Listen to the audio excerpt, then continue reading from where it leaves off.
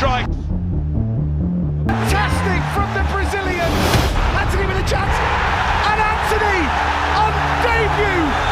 He has only one trick. But in that one trick, he was so brilliant, no one could stop it. The trick you are really good at. And because his first yards with ball as he dribbles are so outstanding, I don't think they're so difficult to defend. And Antony has got to be the worst signing that has ever stepped foot in a football club. The worst signing, mate. 0 goals and 0 assists from an attacking player. That's not good enough, and that's the hard facts. I mean, you look today, you've got a 35-year-old on the opposite wing in Willian, and if you didn't know their ages and their career path, you'd probably go Willian. Would you rather have Willian on your team? You'd probably go Willian on what you're seeing right now. Get him off the field! That was diabolical! Get him off the field! That's just typical of what he is! £85 million. That was the price tag, the expectation, the dream. At Ajax, Antony was unstoppable, a Brazilian magician destined for greatness.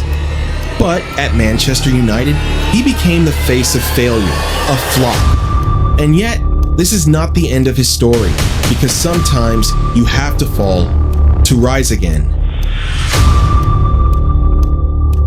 This is the story of Antony. The rise, the fall, the fight for redemption.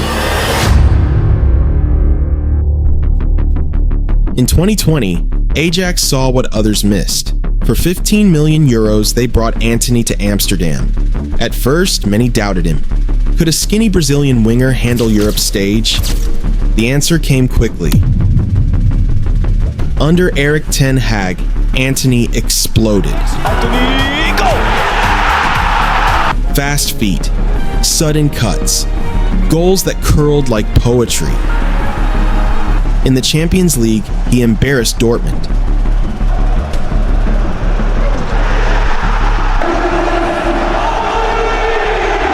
Lit up PSV and showed Europe the flair of Brazil reborn. Ajax was more than a club. It was a laboratory for brilliance. If you're enjoying this deep dive into Antony's journey, smash that like button. It really helps us bring more football documentaries to life. Antony thrived alongside Timber, Gravenberch, and Haller.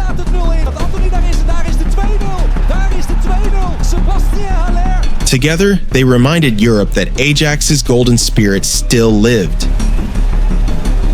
Fans adored his passion. Rivals feared his left foot. And back home in Brazil, whispers began, could Antony be the next Neymar? At Ajax, Antony was not just a player, he was a star. And Europe's giants started circling. 2022, Manchester United in chaos. Years after Ferguson, the empire was crumbling. Erik ten Hag, the man who rebuilt Ajax, wanted his warrior. He wanted Antony. The price, £85 million. It's surrounding one of the biggest deals of the window so far. We're told that Antony is expected to arrive in Manchester today. I mean, he's going to become one of Manchester United's most expensive signings ever. That Ten Hag has identified. No one will care about how much money is spent on a player if he goes on to become a superstar. One of the most expensive transfers in Premier League history. Rates this at the moment. Now, when you look at those Manchester United signings, their most expensive signing. Critics laughed, pundits raged. Antony, man, he's just not what the YouTube comps say he is. He was doing a lot of twirling in those comps. He done the spinneroonie a couple times. He could do that. He's just not it. Why would you pay so much? But United believed, and for one magical afternoon, it looked like a bargain. On his debut against Arsenal, Antony scored. Old Trafford roared. It felt like the birth of a new era. Fans chanted his name. The boy from Osasco was now in the theater of dreams. But dreams are fragile. And in Manchester, they don't last long. But at Manchester United, Antony arrived not just as a player, but as a headline. The 5th most expensive signing in Premier League history. A number that would haunt him because in football, money equals expectation. And Antony has got to be the worst signing that has ever stepped foot in this football club. The worst signing, mate. Can't even cross, can't pass, can't shoot. Absolutely pathetic Antony is, mate. And another one that this manager brought in from Ajax. 90 flipping million we bought for Antony. And mate, he's the worst signing that I've ever seen step foot for a shop. Bebe was better than him. Bebe. How many signings has he brought in? And we've not even improved. And when the numbers didn't match the price tag, criticism was inevitable. For £85 million, he should be scoring 15 to 20 goals a season, minimum. Instead, he's invisible. The weight of £85 million was not just heavy, it was crushing. On the pitch, Antony quickly became predictable. Cut inside, left foot, curled shot again and again. Defenders read him like a book. In his first full season, Antony produced fewer assists than many fullbacks. His dribbles rarely led to danger. And his goals? Scattered, forgettable, and too few. While Garnacho at 18 delivered raw impact, Antony at 23 delivered repetition. Fans grew restless. In the Premier League, if you're one-dimensional, defenders will destroy you. Antony never added plan B. The truth? Antony looked more like a luxury player than a match winner. And in England, luxury isn't tolerated without results. Then came the body language, the sulking, the frustration, the tantrums when substituted. To United fans, it didn't look like hunger. It didn't look like a man fighting to prove his critics wrong. It looked like arrogance. Even Erik ten Hag, the man who once trusted Antony at Ajax, defended him publicly. But the performances on the pitch told a different story. The reason he's not here today? No, nothing. He's injured. And I hope it's not too bad. I think it's not too bad. In a couple of days, he will be back. He looks like he doesn't care. Garnacho runs, Rashford presses when he has to. Antony, he throws his arms around like it's everyone else's fault. Without goals, without assists, without fight, Antony's attitude became another reason for the growing hatred. Off the pitch, Antony lived like a superstar. Instagram stories, TikTok dances, motivational captions. For many fans, it was the final insult. How could a player struggling so much on the pitch live like everything was fine?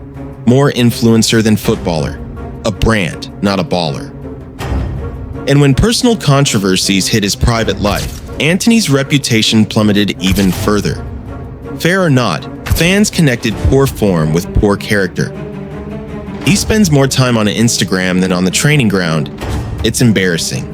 In the court of public opinion, Antony wasn't just a flop. He was a distraction. But perhaps the most painful truth is this: Antony is not alone.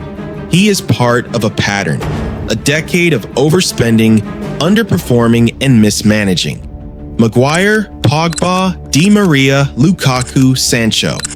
And now, Antony. A carousel of flops, each more expensive than the last. Antony Santos was supposed to be the future. Instead, he became the symbol of Manchester United's broken present. After the debut magic came reality. The Premier League is ruthless. A €100 million signing, producing nothing. Antony became a symbol of Manchester United's failures. Overpaid, overrated, overwhelmed. The boy who danced at Ajax now looked like a ghost at Old Trafford, and the dream of being Brazil's next superstar was slipping away. From the hero of Amsterdam to the scapegoat of Manchester, Antony was broken. But football gives second chances. And in 2024, one came from Spain. Real Betis, a club of passion, of dreams, of believers. They took Antony not as a superstar, but as a man in need of redemption. Here, the pressure was lighter, the spotlight softer, and for the first time in years, Antony began to breathe. On the pitch, flashes returned, quick dribbles, courage in attack. The smile came back. Betis fans embraced him not as a €100 million player, but as one of their own. To his left foot, let's fly, and that's a magnificent goal! The Brazilian! This was Antony's rebirth, a chance to silence the critics, a chance to prove the boy from Osasco was not finished. In Seville, redemption doesn't come easy, but for Antony, It may be the only road left. Antony's journey is far from over. From Sao Paulo's streets to Ajax's glory to Manchester's nightmare and now Betis's hope.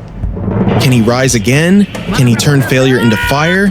Can he silence the voices that called him a flop and write his own redemption?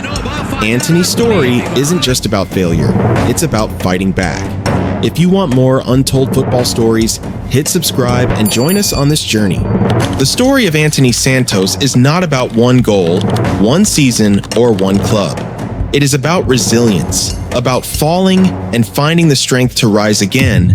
And perhaps, one day, football will remember him not for the failure, but for the fight. This is Antony, the rise, the fall, the redemption.